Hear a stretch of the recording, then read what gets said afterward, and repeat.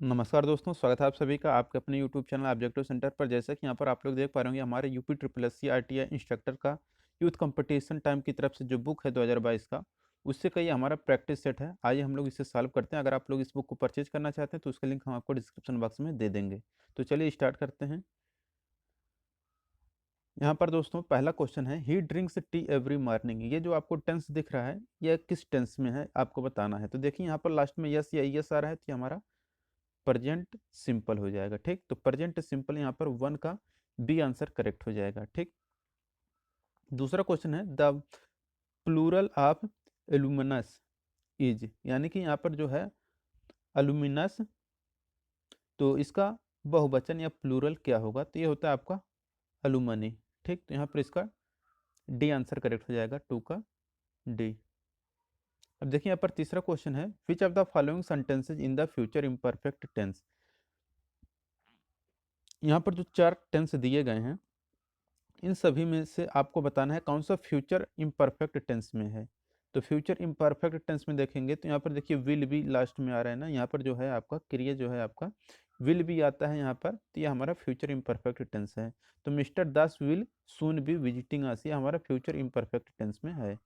ठीक, अब देखिए यहाँ पर चौथा क्वेश्चन है यहाँ पर कि I have a box full of pencils to show omission I have will be written as, यानी कि यहाँ पर कह रहे हैं जो आई हैव यहाँ पर लिखा गया है ये वाला, इसको हम लोग शॉर्ट फॉर्म में कैसे लिख सकते हैं। तो देखिए यहाँ पर आई हैव को हम लोग इस तरह से लिख सकते हैं। तो चौथे का यहाँ पर सॉरी आई हैव यहाँ पर है ना, तो आई हैव को इस तरह से लिखते हैं आई, इसके बाद यहाँ पर पोस्ट ऑफिस लगाते हैं, फिर इसके बाद वी लिखते हैं। इसी तरह से यहाँ पर लिखा रहेगा, अगर इट इज है तो इसको हम लोग क्या लिखते हैं, इट, इसको पोस्ट्राफी, फिर इसके बाद यस देते हैं, तो इट इज हो गया। बाई चांस आई एम लिखना हो तो आई एम को हम लोग शॉर्ट में कैसे लिखते हैं, आई लिखते हैं, फिर शॉर्ट में इसको हम लोग एम यहाँ पर लिख देते हैं। ठीक, तो आई एम, इस तरह से हम लोग सब कुछ लिखते हैं। तो इसका शॉर्ट क्या होगा, आई हैव का कामा लगाएंगे, फिर वी लास्ट में लिख देंगे। तो फोर के यहाँ पर डी आंसर करेक्ट हो जाएगा। ठीक, ये हो गया। बाई चांस आपका ऐसे आपका आ जाए यू आर, तो यू आर अगर आ गया आपका, तो इसको हम लोग कैसे लिखते हैं, वाई ओ यू लिखेंगे, इसके बाद यहाँ पर ये आपका लगाएंगे, इसके बाद यहाँ पर आर ई लिखेंगे, तो योर हो जाता है। आप ही इज लिखना हो आपको, जैसे यहाँ पर ही इज है, अगर इसको हमको लिखना है तो हम लोग कैसे करते हैं, यहाँ पर ही लिखते हैं, इसके बाद यहाँ पर इस तरह से हम लोग हिज लिखते हैं, ही इज लिखते हैं। ठीक, ये हो गया। पांचवा यहाँ पर है कि tick the correctly punctuated sentence, यानी कि जो यहाँ पर करेक्टली पंक्चुएटेड सेंटेंस है वही आपको बताना है। तो देखिए कोई भी अगर नदी हो, पहाड़ हो, कुछ भी हो, उसका नाम हमेशा हम लोग कैपिटल में लिखते हैं। तो यहाँ पर देखिए गंगा जो है हमारा नदी है, तो ये हमारा जब नदी है तो इसको कैपिटल में होना चाहिए, तो ये स्मॉल में दिया है, तो पहला वाला ऑप्शन गलत हो जाएगा, सी वाला भी ऑप्शन गलत हो जाएगा। अब देखिए हिमालय यहाँ पर देखिए कैपिटल में दिया गया है, ये सब तो ठीक है चारों, लेकिन यहाँ पर देखिए फार में है, फार में नहीं होता, ये हमारा फ्राम होता है। तो फार में यहाँ पर जो जहाँ पे लिखा रहेगा, तो पहला और चौथा यहाँ पर गलत हो गया। ठीक, तो यहाँ पर देखिए ये हो गया कि पहला देखा जाए गंगा वाले से तो पहला गलत हो जाएगा, और यहाँ पर आपका सी वाला गलत हो जाएगा, लेकिन यहाँ पर फार में दिया है तो आपका डी वाला गलत हो जाएगा। बचेगा हमारा क्या, सिर्फ वही बी वाला ऑप्शन बचेगा कि the Ganga rises from the Himalayas, तो फाइव का यहाँ पर बी आंसर करेक्ट हो जाएगा। ठीक, अब देखिए यहाँ पर छठा क्वेश्चन है कि कम आवृत्ति संचरण प्रकार की तरंगदैर्घ्य लगभग कितनी होती है। तो देखिए यहाँ पर कम आवृत्ति संचरण प्रकार की तरंगदैर्घ्य लगभग कितनी होती है। यहाँ पर इसका जो जिक्र किया गया है दोस्तों, ये आपका वाईफाई से रिलेटेड है, यानी कि आपका जो वाईफाई होता है उसका रेंज कितना होता है, यही आपको बताना है। ठीक, तो वाईफाई का जो रेंज होता है, यह देखिए यहाँ पर ये आपका पावर दिया गया है। ठीक, तो यहाँ पर 10⁻⁻1 किलोमीटर दिया गया है। 10⁻⁻1 किलोमीटर आपका करेक्ट आंसर होगा यहाँ पर, कि जो आपका वाईफाई होता है ना, वाईफाई में कम आवृत्ति संचरण की जो वेवलेंथ रेंज होती है वह 10⁻⁻1 किलोमीटर होती है। ठीक, जिसकी फ्रीक्वेंसी जो रेंज होती है 30 से 300 गीगाहर्ट्ज तक होती है। ठीक, लो फ्रीक्वेंसी रेडियो तरंगें जो होती हैं यह कम सिग्नल क्षीणन प्रदर्शित करती हैं। अब यहाँ पर देखिए आप इसको और क्या लिख सकते हैं, ऑप्शन में आपको मिल सकता है 10⁻⁻1 जो किलोमीटर दिया गया है, आप इसको अगर किलोमीटर को अगर हम लोग मीटर में बदलेंगे तो यहाँ पर 10⁻⁻1 है, इसी में हम लोग किलो मतलब होता है 1000, तो इसमें हम लोग जब 1000 का गुणा करेंगे तो ये हमारा मीटर में आ जाएगा। अब देखिए यहाँ पर 10⁻⁻1 और ये हमारा क्या हो जाएगा 10⁻3, तो इसको अगर हम लोग सॉल्व करेंगे तो यहाँ पर हमारा क्या आ जाएगा 100 मीटर। ठीक, तो वाईफाई का जो रेंज होता है वह हमारा 100 मीटर होता है। ठीक, या 10⁻⁻1 किलोमीटर, ये भी आपका सही है। ठीक, तो यहाँ पर आपको वाईफाई से रिलेटेड समझ लीजिए क्वेश्चन दिया गया था। ठीक, तो उसके बारे में जिक्र है, तो यहाँ पर 6 का आपका बी आंसर करेक्ट हो जाएगा। ठीक, अब देखिए यहाँ पर 7वां क्वेश्चन है, हम एक ही ईमेल बहुत से लोगों को एक साथ भेज सकते हैं, उनके ईमेल पतों को हम लोग क्या लगा के हम लोग इसको अलग करते हैं। तो देखिए अगर आपको एक ही ईमेल और बहुत सारे लोगों के पास भेजना हो तो उनके ईमेल पतों को हम लोग लिख के और उनका ईमेल पता जैसे कंप्लीट होता है वहाँ पर हम लोग अल्प विराम यानी कि जो कामा होता है हम लोग कामा लगा के उनको अलग कर देते हैं। तो जितने भी लोगों को भेजना रहेगा हम लोग कॉमा लगा के अलग कर देते हैं, तो हमारा क्या होता है कि वो उन उन लोगों के पास ईमेल चला जाता है। ठीक, देखिए यहाँ पर है 8वां क्वेश्चन कि ईमेल में निम्नलिखित में से कौन सा फील्ड खाली नहीं छोड़ा जा सकता है। तो देखिए जो फील्ड खाली नहीं छोड़ा, बीसीसी को हम लोग खाली छोड़ सकते हैं, सीसी को भी और अटैचमेंट को भी हम लोग खाली छोड़ सकते हैं, कुछ टाइप करके हम लोग उसे सेंड कर सकते हैं। ठीक, तो टू को हम लोग नहीं खाली छोड़ सकते हैं, क्यों? क्योंकि देखिए जो फ्राम होता है, फ्राम मतलब होता है प्रेषक यानी कि भेजने वाला, जो हम होते हैं तो हम सेंडर हैं, भेजने वाले हैं, प्रेषक हैं, तो वो हमारा यहाँ पर ईमेल आईडी रहता है हमारा फ्राम में। लेकिन जिसे के पास हमें भेजना है तो वो हमारा रहता है टू, टू मतलब होता है रिसीवर, जो प्राप्तकर्ता होता है जिसके पास आप भेजना चाहते हैं, वो वाला टू वाला सेक्शन है। तो बिना टू वाले सेक्शन को फिल किए आप उनके पास एसएमएस नहीं कर सकते हैं। ठीक, तो ये आपका करेक्ट आंसर हो जाएगा कि ईमेल में कौन सा फील्ड नहीं खाली छोड़ा जा सकता है, तो टू वाला खाली नहीं छोड़ा जा सकता। अगर खाली छोड़ देंगे तो मैसेज आपका सेंड होगा ही नहीं। ठीक, देखिए यहाँ पर 9वां है, निम्नलिखित में से कौन सा कथन गलत है। तो देखिए जो कथन गलत है वही आपको बताना है। तो देखिए यहाँ पर कह रहे हैं गूगल एक खोज इंजन है, यानी कि जो गूगल ये आपका सर्च इंजन है, बिल्कुल सही बात है। और यहाँ पर दूसरा क्या है कि विंग जो है माइक्रोसॉफ्ट का एक विकसित वेब ब्राउजर है, नहीं गलत है दोस्तों, ये आपका गलत है। क्योंकि यहाँ पर जो विंग है ना ये भी आपका सर्च इंजन है, ये भी सर्च इंजन है, और गूगल भी और विंग दोनों सर्च इंजन है। और जो आपका याहू होता है वो भी आपका सर्च इंजन ही होता है। ठीक, तो यहाँ पर आपको विंग कह रहा है कि माइक्रोसॉफ्ट द्वारा विकसित एक वेब ब्राउजर है, तो ये आपका वेब ब्राउजर नहीं है। यहाँ पर केवल दो वाला ऑप्शन सही हो जाएगा, कि गलत बताना था आपको, तो गलत वाला हमारा ऑप्शन कौन सा है, दो वाला है, तो यहाँ पर केवल दो यहाँ पर करेक्ट आंसर हो जाएगा। ठीक, ऑप्शन नंबर डी। सफारी क्या है? तो देखिए सफारी जो है वो है, यह आपका जो है यह आपका वेब ब्राउजर है। ठीक, तो सफारी आपका एक वेब ब्राउजर है। अब देखिए यहाँ पर 11 नंबर क्वेश्चन है कि वेब पेज जो होते हैं एक दूसरे से किस माध्यम से जुड़े हुए होते हैं। तो देखिए जो वेब पेज होते हैं कि एक दूसरे से हाइपरलिंक के द्वारा जुड़े होते हैं। ठीक, और हाइपरलिंक एक दस्तावेज के भीतर पूरे दस्तावेज को पॉइंट करता है, और वेब पेज पेजों का कलेक्शन होता है। ठीक, ये हो गया। 12 नंबर क्वेश्चन है कि एक एक्सेल वर्कशीट का नाम बदलने के लिए क्या किया जाता है। तो देखिए एक एक्सेल वर्कशीट का नाम बदलने के लिए क्या किया जाता है कि जो वर्कशीट टैब होता है उस पर हम लोग डबल क्लिक करेंगे और उसमें हम लोग अपना नया नाम टाइप कर देंगे, तो हमारा क्या हो जाएगा, जो भी हमारा एक्सेल रहेगा उसका वर्कशीट का नाम बदल जाएगा। ठीक, अब देखिए यहाँ पर 13 नंबर क्वेश्चन है कि एम एस एक्सेल में एक रो और एक कॉलम के इंटरसेक्शन को क्या कहते हैं। तो एम एस एक्सेल में जो भी आपका एक रो और एक कॉलम रहता है इसके बीच का जो इंटरसेक्शन होता है ये हमारा कहलाता है सेल कहलाता है। तो यहाँ पर सेल ऑप्शन करेक्ट हो जाएगा, ऑप्शन नंबर डी सेल वाला। तो एक रो और एक कॉलम के इंटरसेक्शन को हम लोग सेल बोलते हैं। स्प्रेडशीट स्प्रेडशीट अनुप्रयोग क्रमादेश निम्नलिखित में से कौन सा है। तो देखिए स्प्रेडशीट अनुप्रयोग क्रमादेश जो निम्नलिखित में से होता है वो रहता है हमारा एम एस एक्सेल। तो एम एस एक्सेल यहाँ पर ऑप्शन नंबर बी करेक्ट हो जाएगा। देखिए 15 नंबर क्वेश्चन है, यदि एक शब्द तुरंत पुनरावर्तित होता है तो एम एस वर्ड किस प्रकार अनुक्रिया करेगा। तो देखिए यदि एक शब्द, अगर आप लोग एम एस वर्ड कंप्यूटर में चला रहे हैं, अगर उसमें अगर आपका कोई वर्ड अगर आपका रिपीट हो जाता है तो आपका जो वहाँ पर पुनरावर्तित वर्ड रहता है उसके नीचे आपका देखेंगे तो ऐसे आपका लाल रंग का तरंगदार रेखा आ जाती है। ठीक, तो वही हमारा जो लाल तरंगदार रेखा होता है वही हमारा पुनरावर्तित होता है, और वह क्या होता है लाल रंग से दिखाई देता है। ठीक, तो यहाँ पर ऑप्शन नंबर बी करेक्ट हो जाएगा। 16 नंबर क्वेश्चन है, एक ओरिएंटेशन के दो प्रकार हैं, एक पोर्ट्रेट होता है दूसरा कौन सा होता है। तो देखिए पृष्ठ ओरिएंटेशन दो प्रकार के होते हैं, एक आपका लैंडस्केप मोड रहता है, एक आपका पोर्ट्रेट मोड में रहता है। ठीक, तो यहाँ पर 16 का ये आंसर करेक्ट हो जाएगा। तो अब देखिए यहाँ पर जो भी पेज ओरिएंटेशन होते हैं, जो पोर्ट्रेट और लैंडस्केप मोड होते हैं, उसमें जो पोर्ट्रेट का हम लोग जो प्रयोग करते हैं, पेज को ऊर्ध्वाधर यानी कि वर्टिकल प्रिंट करते हैं। तो वर्टिकल में अगर आपको प्रिंट करना है इस तरीके से, तो ये हमारा कहलाता है पोर्ट्रेट मोड। अगर आपको इस फॉर्म में अगर आपको प्रिंट करना है, तो ये हमारा कहलाता है लैंडस्केप मोड। ठीक, तो ये हो गया आपका पोर्ट्रेट मोड, ये हो गया हमारा लैंडस्केप मोड में। ठीक, तो ये होता है कि प्रिंट करने का आपका दो तरीका। अब देखिए 17 नंबर क्वेश्चन है, एमएस वर्ड का प्रयोग मूलतः निम्नलिखित में से किसके लिए किया जाता है। तो देखिए एमएस वर्ड का जो प्रयोग मूलतः किया जाता है वह किया जाता है आपका विभिन्न प्रलेख तैयार करने के लिए। तो विभिन्न प्रलेख तैयार करने के लिए हम लोग एमएस वर्ड का प्रयोग करते हैं। अब देखिए यहाँ पर जो अगला क्वेश्चन है 18 नंबर का, यहाँ पर कह रहा है कि जब आप अपने कंप्यूटर में कोई नया प्रोग्राम इंस्टॉल करते हैं तो यह किस मेनू से जुड़ता है। तो देखिए जब आप अपने कंप्यूटर में कोई नया प्रोग्राम इंस्टॉल करते हैं तो वह जिस मेनू से जुड़ता है वो हमारा रहता है ऑल प्रोग्राम मेनू। तो ऑल प्रोग्राम मेनू यहाँ पर करेक्ट आंसर हो जाएगा।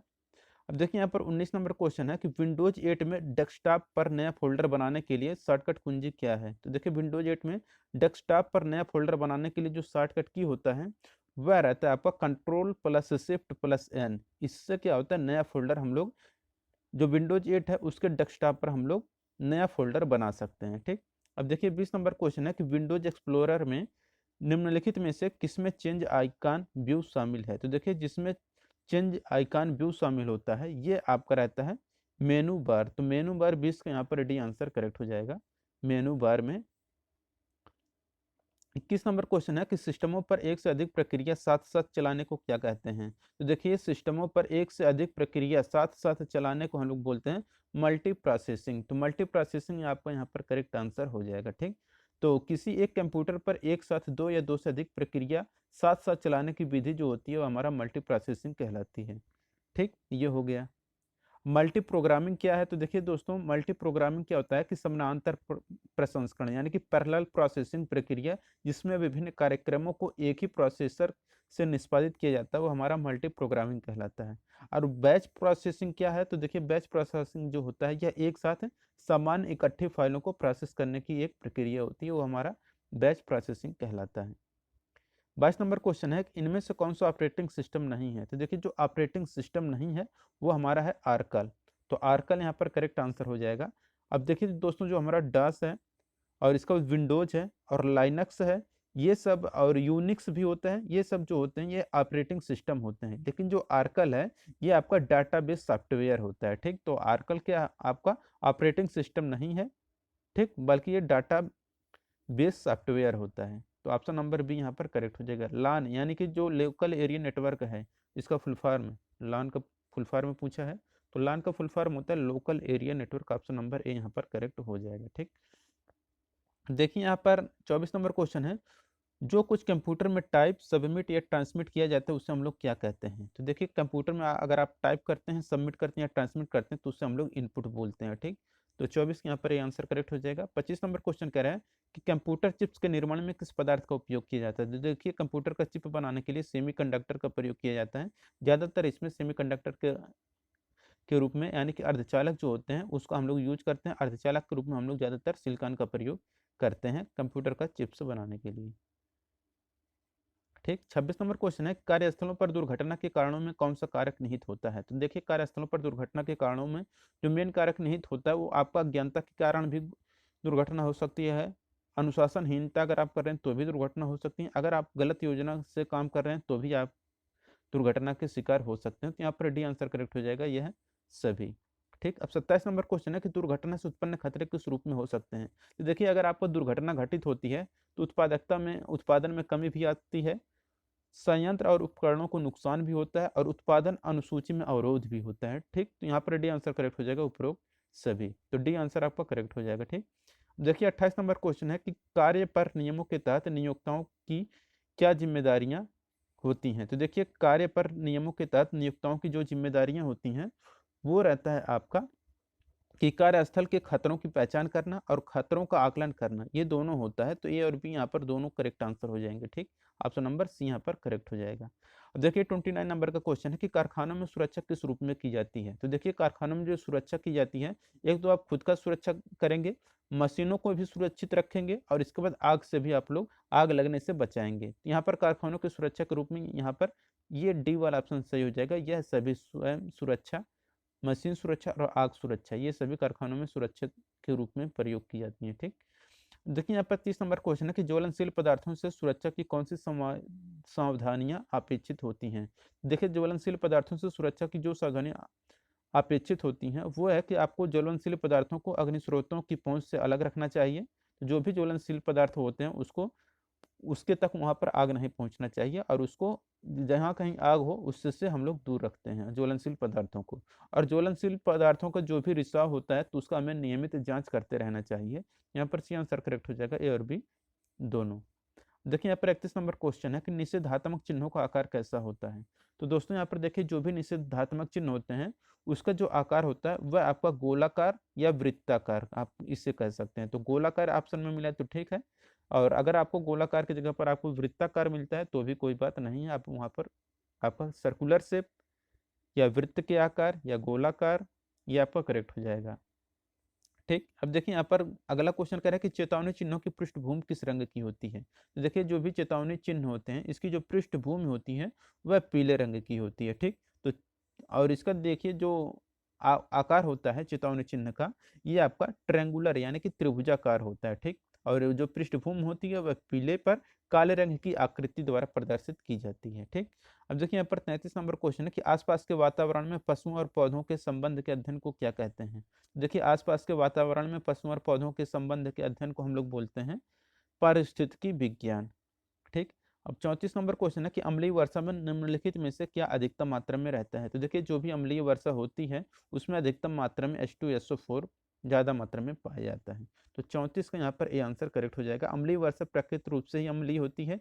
इसका मेन कारण होता है कि पृथ्वी का वायुमंडल में सल्फर डाइऑक्साइड जो होता है और नाइट्रोजन ऑक्साइड जल से क्रिया करके नाइट्रिक अम्ल और गंधक जो तेजाब होता है H2SO4 इन्हीं का निर्माण करते हैं। ठीक, 35 नंबर क्वेश्चन है कि बेसल प्रोटोकॉल निम्नलिखित में से किससे संबंधित है। तो देखिए जो बेसल प्रोटोकॉल है ये आपका संबंधित होता है खतरनाक अपशिष्ट पदार्थों के सीमा पर स्थानांतरण से बेसल प्रोटोकॉल संबंध रखता है। ठीक, तो बेसल प्रोटोकॉल किससे संबंधित है कि जो भी कंपनी है या फिर कुछ भी है फैक्ट्री है उसके जो खतरनाक अपशिष्ट होते हैं पदार्थ होते हैं उसको सीमा पर स्थानांतरित यानी कि उसको सीमा पर पहुंचा देना चाहिए। ठीक, तो सीमा पर स्थानांतरण यहाँ पर है, करेक्ट आंसर हो जाएगा। 36 नंबर क्वेश्चन है कर्मचारी प्रतिकर अधिनियम 1923 किस तारीख से प्रभावी है।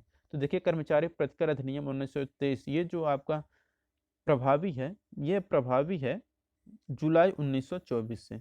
तो जुलाई 1924 से आपका ये प्रभावी है। ठीक, 37 नंबर क्वेश्चन है कर्मचारी मुआवजा अधिनियम 1923 की धारा 4A किससे संबंधित है। तो देखिए कर्मचारी मुआवजा अधिनियम 1923 की जो धारा 4A है यह आपका देय होने पर भुगतान किया जाने वाला मुआवजा और चूक के लिए दंड से संबंधित है। ठीक, तो ये हो गया आपका 37 का सी आंसर करेक्ट हो जाएगा। देखिए यहाँ पर 38 नंबर क्वेश्चन है कि कर्मकार प्रतिकर अधिनियम 1923 की किस धारा में पूर्णतः निष्पक्षता को परिभाषित किया गया है। तो ये जो परिभाषित किया गया है ये आपका धारा 2 का ठ में किया गया है। ठीक, 39 नंबर क्वेश्चन है कि कर्मचारी राज्य बीमा अधिनियम 1948 कब अधिनियमित हुआ। तो कर्मचारी राज्य बीमा अधिनियम 1948 ये जब अधिनियमित हुआ था यह 19 अप्रैल 1948 को अधिनियमित हुआ था। 40 नंबर क्वेश्चन है किस अधिनियम के अधीन संदेह अभिदाय की वसूली कैसे की जाती है। इस अधिनियम की जो बात कर रहा है यह जो ऊपर क्वेश्चन है कि राज्य कर्मचारी बीमा अधिनियम 1948 इसकी बात कर रहा है कि अधीन संदेह अभिदाय की वसूली कैसे की जाती है। तो ये जो वसूली की जाती है यह भू राजस्व की बकाया के द्वारा की जाती है। तो 40 यहाँ पर डी आंसर करेक्ट हो जाएगा, भू राजस्व की बकाया। अब देखिए यहाँ पर 41 नंबर क्वेश्चन है कि नियोजक मजदूरी आदि को कम नहीं करेगा का उपबंध किस धारा में किया गया है। तो देखिए नियोजक मजदूरी आदि को कम नहीं करेगा इसका जो उपबंध किया गया है जिस धारा में वह किया गया है आपका धारा 72 धारा 72 में किया गया है। ठीक, और इसमें जो उपबंध किया गया है, कहा गया है इसमें कि कोई भी नियोजक किसी कर्मचारी की मजदूरी को प्रत्यक्ष या अप्रत्यक्ष रूप से कम नहीं करेगा और कर्मचारी की सुविधाओं में कमी नहीं करेगा। ठीक, यही धारा 72 में लिखा गया है। अब 42 नंबर क्वेश्चन है कि कर्मचारी भविष्य निधि और विविध प्रावधान अधिनियम कब लागू हुए थे? तो ये हुए थे 4 मार्च 1952 में। तो 42 यहाँ पर डी आंसर करेक्ट हो जाएगा। देखिए 43 नंबर क्वेश्चन है कि कर्मचारी भविष्य निधि और विविध प्रावधान अधिनियम 1952 की कौन सी धारा अन्य ऋणों पर योगदान के भुगतान की प्राथमिकता से संबंधित है? तो ये आपका संबंधित है, धारा 11 से संबंध रखता है। ठीक, तो कर्मचारी भविष्य निधि और विविध प्रावधान अधिनियम 1952 की धारा 11 अन्य ऋणों पर योगदान के भुगतान की प्राथमिकता से संबंधित है। 44 नंबर क्वेश्चन है कि शिक्षु अधिनियम अप्रेंटिस एक्ट को संसद द्वारा किस वर्ष बनाया गया? तो देखिए ये कब बनाया गया, देखिए अप्रेंटिस एक्ट जो बनाया गया था यह 1961 के तहत बनाया गया था। तो आप लोग अगर फॉर्म भरे होंगे अप्रेंटिस का, तो आप लोग देखे होंगे जो आपको स्टिपेंड मिलता है, कहता है जो भी है अप्रेंटिसशिप 1961, उसी के तहत आपको स्टिपेंड मिलता है। तो 1961 यहाँ पर करेक्ट आंसर हो जाएगा। ठीक, 45 नंबर क्वेश्चन है शिक्षु अधिनियम का उद्देश्य क्या है? तो देखिए शिक्षु अधिनियम का जो उद्देश्य है यह है कि शिक्षुओं के प्रशिक्षण का विनियमित करना और शिक्षुओं के प्रशिक्षण से संबंधित विषयों को बनाना। तो यहाँ पर सी आंसर करेक्ट हो जाएगा, ए और बी दोनों। देखिए 46 नंबर क्वेश्चन है कि शिक्षु अधिनियम कब से लागू हुआ है? तो देखिए जो शिक्षु अधिनियम लागू है यह आपका 1 मार्च 1962 से लागू है। ठीक, और इस अधिनियम का प्रावधान संपूर्ण भारत में लागू होते हैं। ठीक, अब देखिए यहाँ पर है 47 नंबर क्वेश्चन कि कारखाना अधिनियम कब बनाया गया था? तो देखिए जो कारखाना अधिनियम है यह बनाया गया था 1948 में। अब देखिए यहाँ पर 48 नंबर क्वेश्चन है कि कारखाना अधिनियम को लागू कब किया गया? देखिए जो कारखाना अधिनियम लागू किया गया था ये आपका लागू किया गया था 1 अप्रैल 1949 को। तो कारखाना अधिनियम 1948 की जो धारा 1/3 है उसी के अनुसार इस अधिनियम को 1 अप्रैल 1949 को लागू किया गया था। अब देखिए यहाँ पर 49 नंबर क्वेश्चन है कि जो कारखाना अधिनियम 1948 है इसको निम्नलिखित में से किस पारिस्थितिकी में लागू नहीं होता है? तो कारखाना अधिनियम 1948 जो है ये जो लागू नहीं होता है वह अगर 10 से कम कर्मचारी हैं तो। ठीक, अब देखिए यहाँ पर है 50 नंबर क्वेश्चन कि कारखाना अधिनियम 1948 के अंतर्गत सप्ताह शब्द का अर्थ 7 दिनों की अवधि से है जो कि मध्य रात से प्रारंभ होती है। तो कौन से दिन के मध्य रात से प्रारंभ होती है? तो शनिवार को मध्य रात्रि से प्रारंभ होती है। ठीक, अब देखिए यहाँ पर 51 नंबर क्वेश्चन है कि कारखाना अधिनियम 1948 में कुल कितनी धाराएं एवं अध्याय हैं? देखिए जो कारखाना अधिनियम 1948 है उसमें जो कुल धाराएं और अध्याय हैं, अगर हम लोग बात करें तो देखिए कुल जो धाराएं हैं 120 धारा है। अगर अध्याय की बात करें तो 11 अध्याय हैं। तो 11 अध्याय हैं और 120 धारा है। तो 51 के यहाँ पर डी आंसर करेक्ट हो जाएगा। अब देखिए यहाँ पर 52 नंबर का क्वेश्चन है कि कर्मचारी प्रतिकर अधिनियम 1923 किस तारीख से प्रभावी है? तो कर्मचारी प्रतिकर अधिनियम 1923 ये जो आपका प्रभावी है ये आपका जुलाई 1924 से प्रभावी है। कब है? तो 1 जुलाई 1924 से प्रभावी है। तो 1 जुलाई 1924 यहाँ पर करेक्ट आंसर हो जाएगा। ठीक, अब देखिए यहाँ पर है 53 नंबर का क्वेश्चन निम्नलिखित में से मजदूरी में शामिल है। तो देखिए मजदूरी में जो शामिल है आपका वो रहता है कि यात्रा भत्ता, पेंशन और भविष्य निधि में दिया गया विधाय ये सभी आपके शामिल हैं। तो आपका यहाँ पर 53 का डी आंसर करेक्ट हो जाएगा। 54 नंबर क्वेश्चन है कि कर्मचारी प्रतिकर अधिनियम के तहत क्या होता है? तो देखिए कर्मचारी प्रतिकर अधिनियम के जो तहत होता है ये रहता है आपका कि उपयुक्त सरकार प्रबंध एजेंट की नियुक्ति करेगा। तो यहाँ पर 54 का डी आंसर करेक्ट हो जाएगा। 55 नंबर का क्वेश्चन यहाँ पर कि अधिनियम में कानून के लिए पहला सुझाव किस वर्ष में दिया गया था? तो अधिनियम में कानून के लिए जो पहला सुझाव जिस वर्ष में दिया गया था वो था 1925। तो यहाँ पर आपका करेक्ट आंसर हो जाएगा 1925 में दिया गया था। तो मजदूरी संदाय अधिनियम जो 1936 है इसमें कानून के लिए जो पहला सुझाव दिया गया था वह 1925 को ही दिया गया था। ठीक, तो 1925 यहाँ पर आपका करेक्ट आंसर हो जाएगा। 56 नंबर क्वेश्चन की गुणवत्ता इनमें से किसकी द्योतक है? तो देखिए गुणवत्ता जो द्योतक है ये संबंध रखता है उत्पाद विशेषता से। तो उत्पाद विशेषता यहाँ पर करेक्ट आंसर हो जाएगा। ठीक, 57 नंबर क्वेश्चन है कि शून्य त्रुटि की संकल्पना क्या है? तो देखिए शून्य त्रुटि की जो संकल्पना है ये है कि प्रबंधन द्वारा मुक्त होती है जो सभी कर्मचारियों को सचेत करने में कि सभी को प्रथम प्रयास में ही सही कार्य करना चाहिए। ठीक, यही शून्य त्रुटि संकल्पना है। 58 नंबर क्वेश्चन है कि संपूर्ण लेन देन दर माना जाने वाला एक स्केल कौन सा है। तो देखिए संपूर्ण लेन देन दर माना जाने वाला जो एक स्केल होता है ये आपका है 0 से 1 तक। ठीक, संपूर्ण लेन देन का जो मुख्यतः 0 से 1 तक मापा जाने वाला स्केल है, जहां एक परिलक्षित स्तर होता है कि आपूर्तिकर्ता किस तरह से आवश्यकताओं को पूरा करता है। ठीक, 59 नंबर क्वेश्चन है विश्व प्रसिद्ध गुणवत्ता गुरु के नाम से किसे जाना जाता है। तो विश्व प्रसिद्ध गुणवत्ता गुरु के नाम से जिसे जाना जाता है उन्हें जाना जाता है जोसेफ जूरन। तो जोसेफ जूरन को विश्व प्रसिद्ध गुणवत्ता गुरु के रूप में जाना जाता है। उनका मत है कि गुणवत्ता अचानक नहीं उत्पन्न होती है। इस कथन ने गुणवत्ता त्रिक की संकल्पना को प्रस्तुत किया था, जिसमें से जो तीनों नियम थे, एक था आपका गुणवत्ता योजना, गुणवत्ता नियंत्रण और गुणवत्ता सुधार। 60 नंबर क्वेश्चन है कि इशिकावा ने कितने गुणवत्ता उपकरणों के महत्व को बताया है। तो इशिकावा ने जितने गुणवत्ता उपकरणों के महत्व को बताया था वो हैं 7। ठीक, तो 7 थे। अब 61 नंबर क्वेश्चन है कि वल्लम काली बोट रेस किस राज्य में आयोजित किया जाता है। तो वल्लम काली बोट रेस ये जो आयोजित किया जाता है ये आपका आंध्र प्रदेश में आयोजित, सॉरी, केरल में आयोजित किया जाता है। ठीक, तो केरल यहाँ पर करेक्ट आंसर हो जाएगा, केरल। तो वल्लम काली बोट रेस केरल का एक पारंपरिक त्योहार होता है और यह रेस पारंपरिक रस्म है।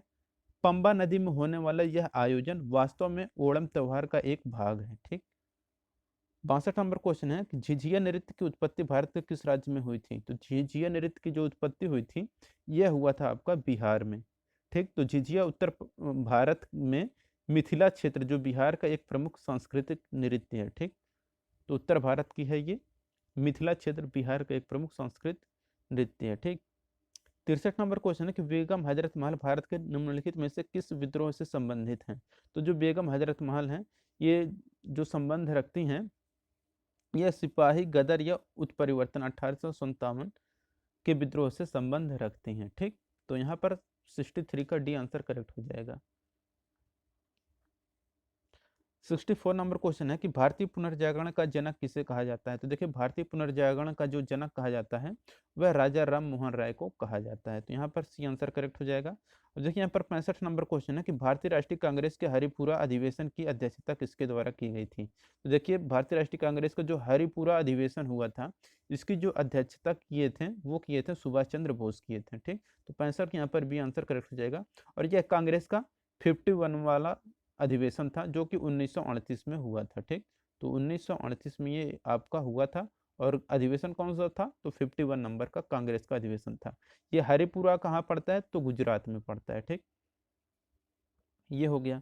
अब 66 नंबर क्वेश्चन है कि प्रांतों में द्वैध शासन डाइआर्की के उन्मूलन की संस्तुति किसके द्वारा की गई थी। तो ये जो किया गया था यह 1935 के भारत सरकार अधिनियम के द्वारा किया गया था। ठीक, अब देखिए यहाँ पर 67 नंबर क्वेश्चन है कि भारतीय संविधान के किस अनुच्छेद के तहत भारतीय नागरिकों को 6 मौलिक स्वतंत्रताओं के अधिकार की गारंटी प्रदान की गई है। तो ये जो प्रदान किया गया था अनुच्छेद 19 के तहत किया गया था। ठीक, ये 68 नंबर क्वेश्चन है कि कोई भी व्यक्ति भारतीय प्रधानमंत्री के रूप में अधिकतम कितनी बार सेवारत हो सकता है। तो देखिए इसका क्या है कि कोई भी सीमा नहीं है, वह प्रधानमंत्री कितनी भी बार बन सकता है। 69 नंबर क्वेश्चन है कि पंचायती राज संस्थान के अंतर्गत अस्तित्व में आया। पंचायती राज जो संस्थान है अस्तित्व में कब आया तो ये आया था आपका 73वें और 74वें संविधान संशोधन के तहत आया था। ठीक, तो 73वें और 74वें संशोधन अधिनियम के तहत पंचायती राज संस्थान को जोड़ा गया था। ये 70 नंबर क्वेश्चन है कि लोकतंत्र शासन का एक ऐसा रूप है जिसमें शासक लोगों द्वारा क्या होता है, ये क्या होता है चुना जाता है। तो लोकतंत्र शासन एक ऐसा रूप होता है जिसमें शासक जो होता है यह लोगों द्वारा चुना जाता है। 71 नंबर क्वेश्चन है कि उत्पादन क्षमता बढ़ाने और व्यय किस प्रकार के व्यय के उदाहरण है। उत्पादन क्षमता बढ़ाने वाले जो व्यय होते हैं ये जो व्यय होते हैं ये आते हैं आपके निवेश व्यय के अंतर्गत। तो 71 के यहाँ पर सी आंसर करेक्ट हो जाएगा निवेश व्यय। पीएमजीवाई का पूर्ण रूप क्या है। तो देखिए पीएमजीवाई का फुल फॉर्म होता है आपका प्रधानमंत्री ग्रामोदय योजना। प्रधानमंत्री ग्रामोदय योजना, प्राइम मिनिस्टर ग्रामोदय योजना यहाँ पर आपका करेक्ट आंसर हो जाएगा। 73 नंबर क्वेश्चन है, निम्नलिखित में से स्नैपडील के संस्थापक या संस्थापक कौन है? तो स्नैपडील के जो संस्थापक हैं वो हैं कुणाल बहल। तो कुणाल बहल यहाँ पर करेक्ट आंसर हो जाएगा 73 का ए। स्नैपडील भारत की सबसे बड़ी ऑनलाइन ई कॉमर्स कंपनी है। इसके संस्थापक कुणाल बहल और रोहित बंसल हैं। ठीक। 74 नंबर क्वेश्चन है कि बारहवीं पंचवर्षीय योजना का उद्देश्य क्या था? तो देखिए, जो बारहवीं पंचवर्षीय योजना थी इसका मेन उद्देश्य था कि तीव्र टिकाऊ और अधिक समावेशी विकास। 75 नंबर क्वेश्चन है कि आवश्यकता विहीनता सिद्धांत के प्रतिपादक अर्थशास्त्री कौन है? तो ये जो अर्थशास्त्री थे ये थे प्रोफेसर जेके मेहता। ठीक। इन्होंने दिया था आवश्यकता विहीनता सिद्धांत को। देखिए यहाँ पर 76 नंबर क्वेश्चन है कि प्रकाश वर्ष निम्नलिखित में से किससे संबंधित है? तो देखिए, जो प्रकाश वर्ष है यह दूरी का मात्रक होता है। ठीक। तो प्रकाश वर्ष दूरी का मात्रक होता है और एक प्रकाश वर्ष बराबर होता है, यानी कि एक लाइट ईयर, एक प्रकाश वर्ष इक्वल टू होता है आपका 9.46 गुणे 10⁻15 मीटर के बराबर होता है। ठीक। अब देखिए यहाँ पर 77 नंबर क्वेश्चन है, निम्नलिखित में से कौन सा संकेतक के रूप में प्रयोग नहीं किया जा सकता है? तो देखिए, संकेतक के रूप में जो प्रयोग नहीं किया जा सकता है वो रहता है यहाँ पर साधारण नमक। तो 77 का सी आंसर करेक्ट हो जाएगा। संकेतक के रूप में हम लोग साधारण नमक को नहीं प्रयोग कर सकते हैं। ठीक। तो 77 के यहाँ पर सी आंसर करेक्ट हो जाएगा कि उपरोक्त दिए गए प्रश्न में जो भी ये दिया गया है,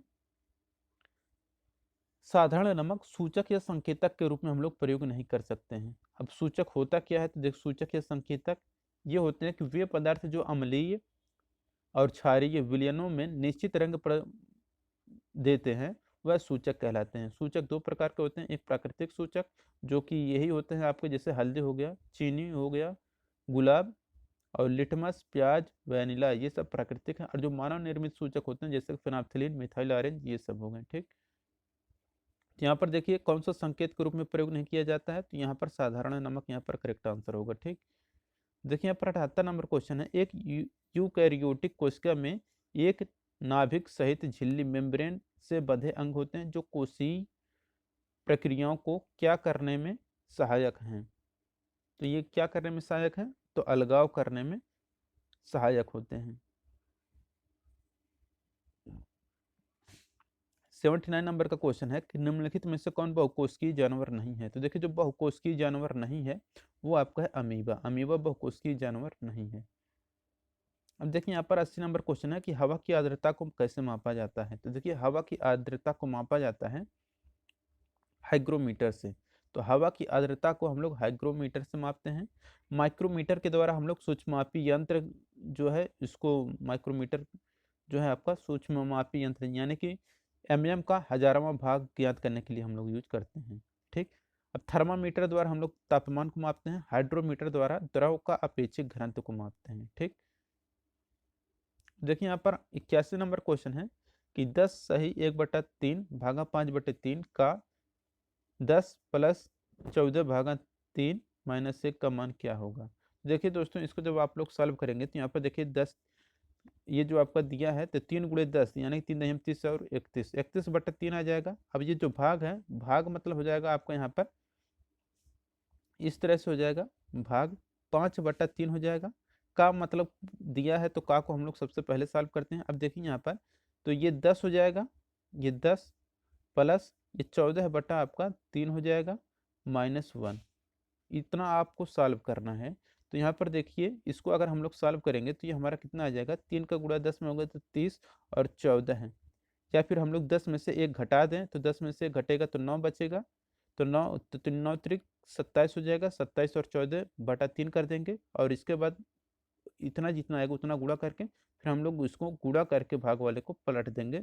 यहाँ पर जो हमारा करेक्ट आंसर आ जाएगा वो हमारा 93/205 आ जाएगा। ठीक। इसे आप लोग सॉल्व कर लीजिएगा, मोबाइल की स्क्रीन पर समझाना संभव नहीं है। 82 नंबर क्वेश्चन है, यदि किसी वर्ग की भुजा को 20% बढ़ा दिया जाता है तो उसके परिमाप में वृद्धि कितने प्रतिशत होगी? तो देखिए दोस्तों, यहाँ पर आपका परिमाप की बात किया है। तो जब परिमाप यानी कि ये आपका सिंगल होता है, यानी कि आपका लीनियर इक्वेशन बनता है, तो परिमाप की बात करेंगे तो यहाँ पर 20% की ही वृद्धि होगी। लेकिन अगर यहाँ पर क्षेत्र परिमाप की जगह पर अगर ये क्षेत्रफल की बात किया रहता तो यहाँ पर आपका 44% आ जाता। ठीक, तो ये हो गया आपका परिमाप की बात करेगा तो 20 हो गया, अगर क्षेत्रफल की बात करते तो यहाँ पर हमारा 44% हो जाता। 83 नंबर क्वेश्चन है कि यहाँ पर अगर ये जो संख्याएं दी गई हैं इनका औसत अगर 38 है तो यक्स का मान ज्ञात कीजिए। तो दोस्तों हम आपको बता दें औसत जो ज्ञात करना है तो ये जो संख्याएं दी गई हैं इनका सभी का योग कर दीजिए, बटे यहाँ पर संख्याएं कितनी है 35, 39, 41, 46, 27 और प्लस एक्स, यानी कि 6 संख्याएं हैं, इक्वल टू आपका कितना हो जाता 38 का यहाँ पर हो जाता। अब इसको हम लोग क्या करेंगे, यक्स का मान हमें ज्ञात करना है। अब हम लोग पूरा इसको सॉल्व करेंगे जब इक्वेशन, तो यक्स इक्वल टू हमारा 40 आ जाएगा। इसे आप लोग सॉल्व करके देख सकते हैं, तो यहाँ पर आपका भी आंसर करेक्ट हो जाएगा। अब देखिए यहाँ पर 84 नंबर का क्वेश्चन है। यहाँ पर 84 नंबर का क्वेश्चन कह रहा है कि अंडर रूट 4375 बटे रूट 7 इसका मान कितना होगा। तो देखिए इसको हम लोग ऐसे भी लिख सकते हैं, अंडर रूट 4375 बटे 7। अब इसको जब हम लोग 7 से काटेंगे, 7 से 4375 को काटेंगे तो ये हमारा 625 बार में कट जाएगा। ठीक, तो 625 बार में कटेगा तो अंडर रूट 625 आएगा। अब देखिए अंडर रूट 625 का मान कितना हो, इसको हम लोग 25 गुणे 25 भी लिख सकते हैं 625 को। तो यहाँ पर इसका वर्गमूल हम लोग निकालेंगे तो यहाँ पर हमारा 25 आ जाएगा। ऑप्शन नंबर बी यहाँ पर करेक्ट हो जाएगा। ठीक, अब देखिए यहाँ पर 85 नंबर क्वेश्चन है, कह रहा है इसमें सबसे बड़े भिन्न ज्ञात कीजिए। तो भिन्न में देखिए ये 5/11, 3/15, 12/11, 4/7, 9/12 है। तो सबसे बड़े भिन्न ज्ञात करना, तो यहाँ पर देखिए 5/11 दिया गया है, ऑप्शन में ये नहीं दिया है तो हम लोग इसे छोड़ देते हैं, इससे हमें कोई मतलब नहीं। अब देखिए यहाँ पर जो 3/15 है जिसको अगर हम लोग सॉल्व करेंगे तो ये हमारा लगभग 0.2 के आसपास आएगा। ठीक, अब जो 12/11 है इसको जब हम लोग कट करेंगे तो ये लगभग 1.09 के आसपास आएगा। और जो 4/7 है इसको अगर हम लोग सॉल्व करेंगे तो ये लगभग आएगा 0.57 के। और ये जो 9/12 है ये आएगा हमारा 0.75 के। तो सबसे बड़ी बताना था तो सबसे बड़ी हमारा 1.0 ना, यानी कि 12/11 यहाँ पर करेक्ट आंसर हो जाएगा। ठीक, तो 12/11 यहाँ पर करेक्ट आंसर हो जाएगा, ऑप्शन नंबर ए। 86 नंबर का क्वेश्चन है, निम्नलिखित में से उस विकल्प का चयन करें जो अंग अंग ढीला होना मुहावरे का अर्थ व्यक्त करता है। तो अंग अंग ढीला होना, ये मुहावरा जो होता है ये होता है कि अत्यधिक थक जाना। ये जो मुहावरा है इसका अंग अंग ढीला होने का अर्थ होता है। 87 नंबर क्वेश्चन है कि ये आपको विलोम शब्द बताना है। तो योग का विलोम क्या होगा, अयोग्य हो जाएगा। 87 का यहाँ पर ये आंसर हो जाएगा, योग का अयोग्य। मूर्ख का क्या हो जाएगा, बुद्धिमान। सौभाग्य का दुर्भाग्य। सुयोग्य का अयोग्य हो जाएगा। ठीक,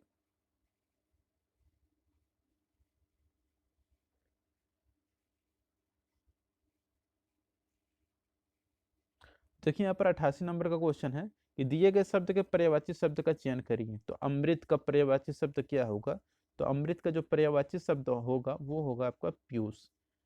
ठीक, तो ये आपका करेक्ट आंसर हो जाएगा। अमृत का और भी पर्यायवाची होते हैं जैसे कि सुधा हो गया, सोम हो गया और अमीय हो गया।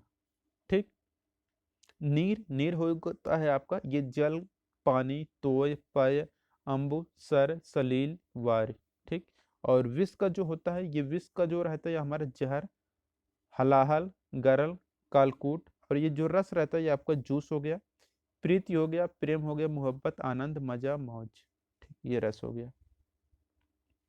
89 नंबर का क्वेश्चन है कि दिए गए वाक्यांश के लिए एक शब्द चुनिए जो जन्म से अंधा हो, उसे हम लोग क्या कहेंगे, एक नाम अगर देना हो। तो देखिए जो जन्म से अंधा हो उसे हम लोग बोलते हैं जन्मांध। तो जन्मांध यहाँ पर करेक्ट आंसर हो जाएगा, जो जन्म से अंधा हो जन्मांध कहलाता है।